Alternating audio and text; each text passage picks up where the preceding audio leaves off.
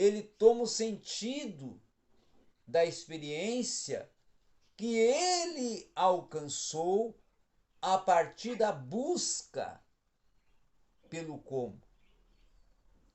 E aí surge a teorização, que é a base para o mapa território.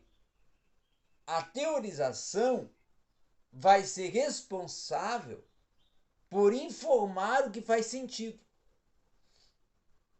É a teoria que me informa o que faz sentido.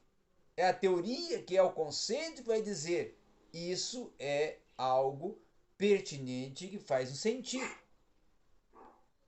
A nova teoria, ela já vai informar aquilo que faz um novo sentido, que é considerado o forneses dentro da filosofia. Tá? Que é justamente o conhecer o porquê.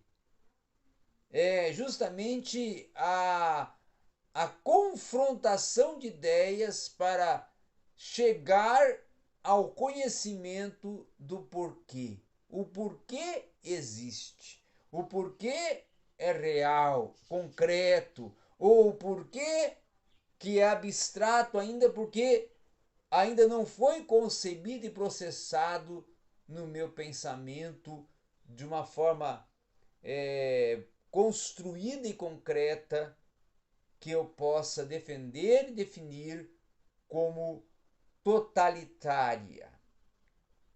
Tá? Aí dentro dessa proposta, aí surge no modelo concreto do mundo real o território, que é já o fundamento. Se o mapa ele me propõe uma visão física e uma visão territorial no sentido de proceder os caminhos do pensamento e da construção intelectiva e, nesse caso, da interpretação, o território é aonde isso vai acontecer. É aonde esse procedimento vai se tornar real e concreto. Então é a partir das práticas e teorias corporais, ou seja, a prática do pensar, a prática do olhar, a prática do sentir, a prática do locomover, a prática do gesticular, a prática da postura pessoal, da postura corporal, não é? E esse diálogo, esse análise vai ser propulsionador de uma hermenêutica que vai desenvolver fusões de horizontes. Então, dentro dessa proposta do mapa território, a hermenêutica me propõe, me concede a oportunidade de fusões de horizontes. Que horizontes? O horizonte do abstrato do mundo real e o horizonte do concreto do mundo real. A partir de que essa fusão do abstrato e do concreto, do modelo abstrato e do modelo concreto do mundo real se encontram, aí ocorre uma fusão de horizontes para que eu possa começar a descortinar que é o que o abstrato está falando e o que o concreto está falando. O que ainda está em procedimento, em processo, por isso que está abstrato, e o que já é realidade, por isso que é concreto. Agora é a hora de você fazer as suas milhares de perguntas. Não tem não. Tem pergunta não. Tô aqui tentando assimilar. É complexo, né? Gundam não é fácil, não. Aí, pra quem nunca ouviu falar, não é fácil também não. Gundam, ele na verdade é um procedimento de pensamento hermenêutico que vai muitas vezes além do que você viu e vivenciou na sua busca sobre o texto. Geralmente, hoje, na atualidade, Gandâmia é estudado em faculdades de direito, curso de filosofia quando você já está lá no quarto, quinto período. Não é? Gandâmia é pensado muitas vezes nas áreas de sociologia, da própria política. Então hoje Gandâmia ele é um hermeneuta, um filósofo, um pensador que ele é articulado seu pensamento, sua proposta, seus conceitos em várias áreas do conhecimento. E isso que é o importante de se estudar Gandâmia. Porque quando você começa a estudar Gandâmia, você começa a ter uma visão maior. Né? E é isso que eu considero muito importante. Quando você tem uma visão maior e já tem uma pré-compreensão formada, o que você vai trabalhar já está dentro de você. Já está dentro de você. Ah, eu vou trabalhar vou construir um texto, ou vou auxiliar agora, como eu estou fazendo no momento, uma pesquisa sobre teoria cognitivo-comportamental na área da psicologia. Mas eu não sou psicólogo. Mas se você já formou uma pré-compreensão do assunto, o assunto não é novo. O assunto só precisa ser trabalhado. Porque você já tem uma base sobre ele. E aí, como é que constrói-se isso, Danilo? Constrói-se com uma coisa que ninguém gosta de fazer, mas é preciso. Ler o que não gosta de ler. Ler o que não é da sua área. Ler o que não é dessa área. O que não. Por que eu vou ler direito se eu trabalho com teologia? Por que eu vou ler filosofia, sociologia? Eu vou ler até, quem sabe, astrologia ou outras áreas do saber e da busca do conhecer, se minha área é o estudo da religião ou estudo sobre Deus. Porque, na verdade, para mim ter uma visão de mundo maior e ter uma visão que processa com mais facilidade os assuntos, eu tenho que conhecer todos os assuntos. Por isso, quando você vai para um texto e já tem essa pré-compreensão formada, já tem essa visão formada, que é a pré-compreensão, você tem maior facilidade. Você só dá uma lida, uma olhada, assim, ó, pronto. Pronto. É isso. Por quê? Porque eu já li textos, eu já li assuntos que me servem de base para eu trabalhar isso. Eu não fiquei preso a só ler livros teológicos. Né? É isso que eu acho que falta hoje em muitas instituições de teologia, que só querem levar o aluno a estudar teologia. Não, só esses livrinhos aqui, ó. Aí o aluno fica, entendeu? E eu tinha uma briga lá no Ibadetrim, uma briga lá no MP, o MP, muito seminário na minha cabeça que eu dei aula, uma briga lá no Ibicamp, que alguns professores levavam vocês a só ficar em cima de um autor. Por exemplo, é meu amigo, mas o Evaldo, trabalhando áreas como ramartiologia, pneumatologia, soterologia e outros assuntos que ele trabalhou, levando vocês a ficar em Meyer Pilma. Não, não, não. Não vai construir teólogo com Meyer Pilma, não. Não vai construir pensador com Meyer Pilma, não. Entendeu? Tem que pegar todo. Ah, pegar até os que são contrários. Pegar até os que são contrários. pegar até os que discordam, porque é esses que vão construir o teu pensamento, para depois você poder chegar ao que você concorda. Né? Ó. Então, Pessoal, o resultado desse círculo aí, que a gente chama ele... círculo hermenêutico.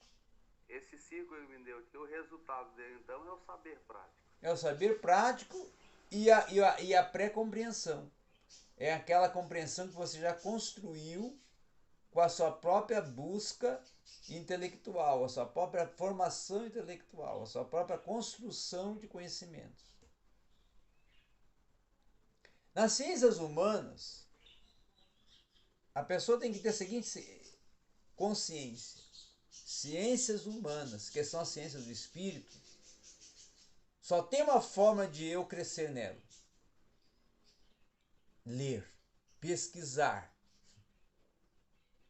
Se eu não gostar de ler e pesquisar, nunca vou trabalhar na área de ciências humanas com êxito.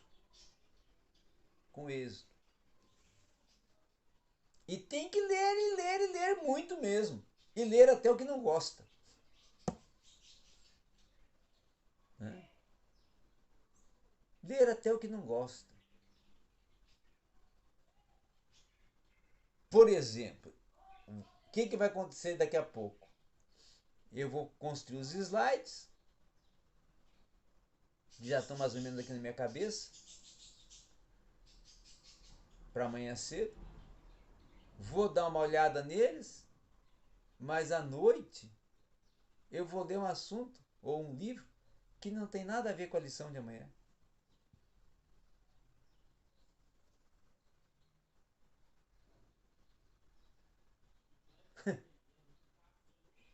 Porque se eu ficar preso a isso, eu continuo no meu mínimo. E eu não posso continuar no meu mínimo, eu tenho que continuar no máximo.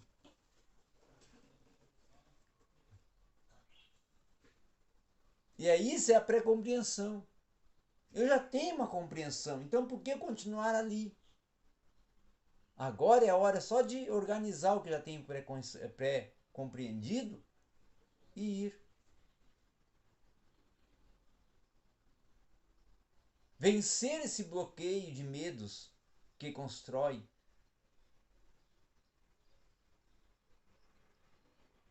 A autoconfiança, ela surge a partir da minha pré-compreensão. Saber o terreno que tá pisando. Ué. Não é? Eu até já, assim,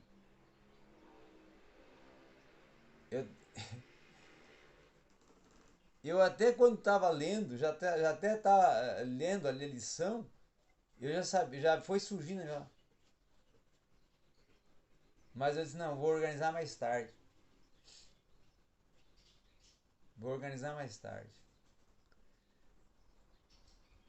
Bom, vamos lá então agora para o próximo parte, ou o próximo círculo. São vários círculos, não é só esse não. Esse foi o primeiro. Esse aqui é mais complexado ainda agora. Esse é o mais complicadinho. Aí, agora, dentro desses ciclos hermenêuticos, tem o processamento hermenêutico. Vai primeiro surgir a interrogação. Interrogar o texto. Interrogar o assunto. Interrogar a busca. Interrogar o que estou querendo construir de conceito. O conceito surge a partir da minha interrogação. Depois, o discurso individual. O discurso individual que eu vou construir. Para depois eu entrar na pré-compreensão. A minha pré-compreensão surge através do meu discurso individual, que é aquilo que eu já tenho formado no meu pensamento, que faz base e fundamento para a minha retórica. O conflito surge entre o que eu já tenho pré-compreendido e a interrogação, meu questionamento entre o que eu já tenho compreendido. A aplicação do sentido, aplicar um sentido, aplicar uma proposta, aplicar um conceito, ele surge a partir da coletar os dados. A coleta dos dados para eu construir o meu pensamento, para eu construir a minha posição, a minha articulação.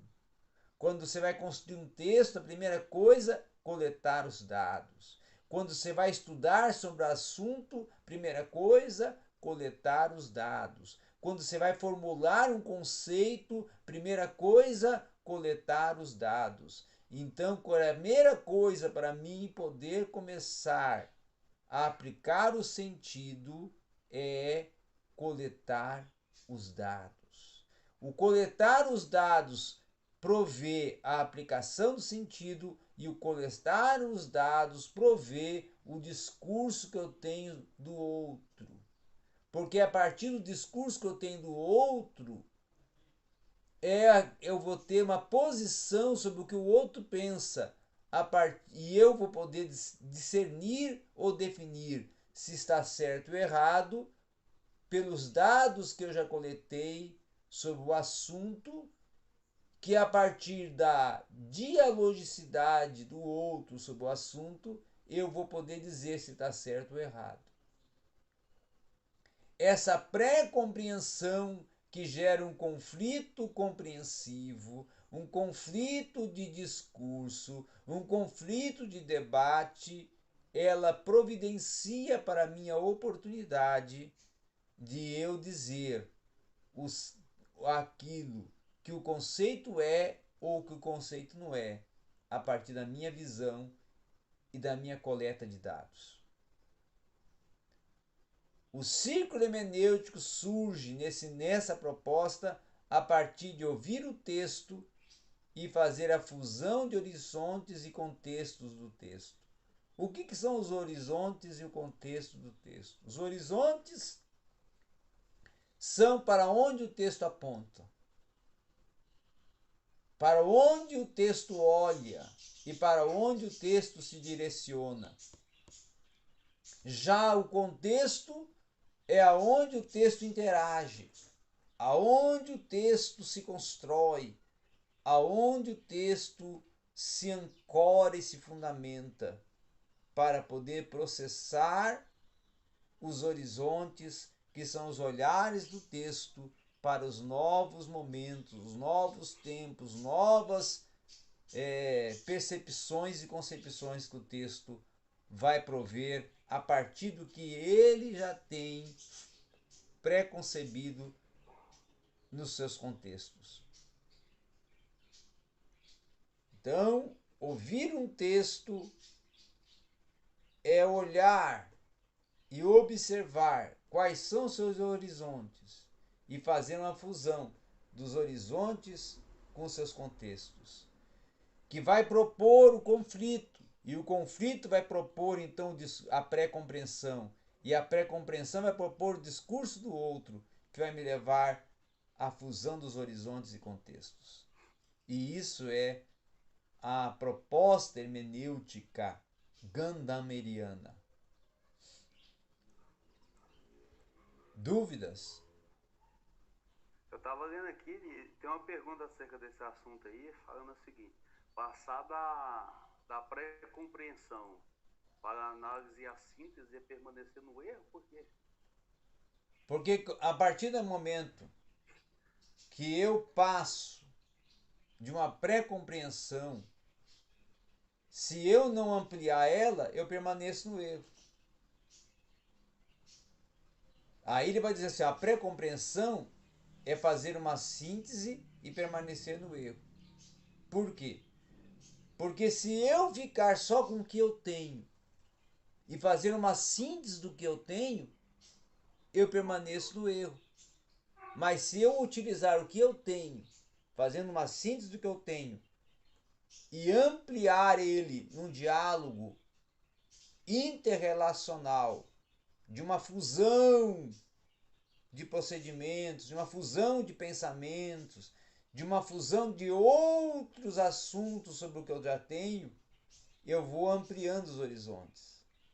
E aí é que surge a visão científica do olhar transdisciplinar, aonde eu pego o conceito que eu já tenho formado e vou dialogar com outras áreas do conhecimento. Existem algumas faculdades até que ousam fazer um transdisciplinar que rompe os bloqueios do procedimento científico. Pega um historiador com seu conceito histórico e coloca ele a dialogar com um bioquímico para pegar as bases exatas da bioquímica e as inseri-las no conceito histórico, para que um diálogo entre humana histórica e exata bioquímica surja uma fusão de horizontes e se construa uma ideia ampla que rompe o horizonte do humano e entra no exato, que rompe as ciências humanas e entra nas ciências exatas. E é a mesma coisa que você pegar, e eu já fiz isso uma vez, foi até o ano passado, e aplicar para um TCC de matemática uma visão filosófica da área das ciências humanas, aonde um russo, o que é o Vasily Davidov, propõe teorias filosóficas que podem ser aplicadas à construção do cálculo, à construção da álgebra. Então, é aí que você começa a ampliar, a sair do que já tem preconcebido, que é romper o que você já tem formado, para alcançar algo que ainda vai te possibilitar sair do mesmo, sair do pequeno, sair do mínimo para ir para o máximo. Danilo, quando é, por exemplo, eu crio uma identidade para determinado assunto. Essa identidade que eu vou criar para esse assunto, até que ponto eu posso considerar que ele está fechado ou não existe isso? Ele pode estar sempre em aberto? Está sempre aberto. É um erro, por exemplo, vou aplicar a questão do arminianismo e calvinismo. É um erro muito grande, muito grande. E eu, sinceramente, não gosto nem de entrar nessas áreas quando eu vejo alguns preconceitos de alguns teólogos que, ao se posicionar como arminiano, ele não aceita o diálogo com o calvinismo. Ou ao se posicionar calvinista, e não aceita o diálogo com o arminianista.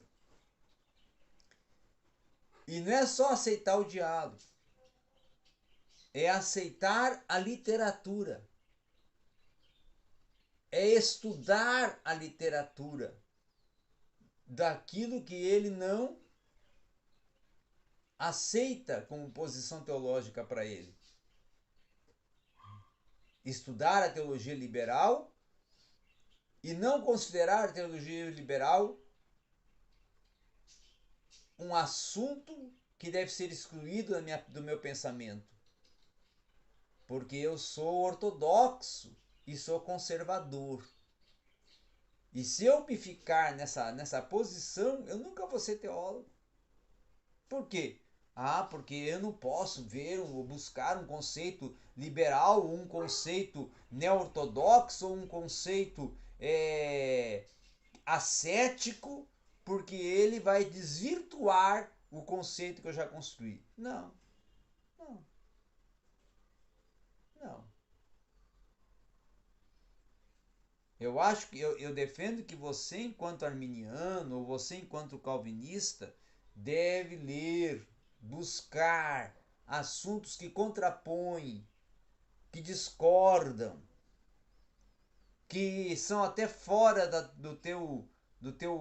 tua visão teológica, da tua posição teológica, para você ampliar e aí chegar a um concreto. É aquilo que o Gandami fala, sair desse mapa abstrato e fazer a transição do abstrato para o concreto.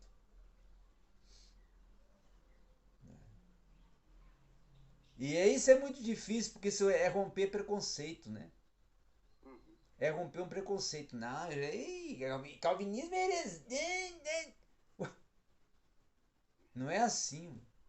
Não é assim. Gandão fala disso aí sobre um fechamento por obsessão. Né? É.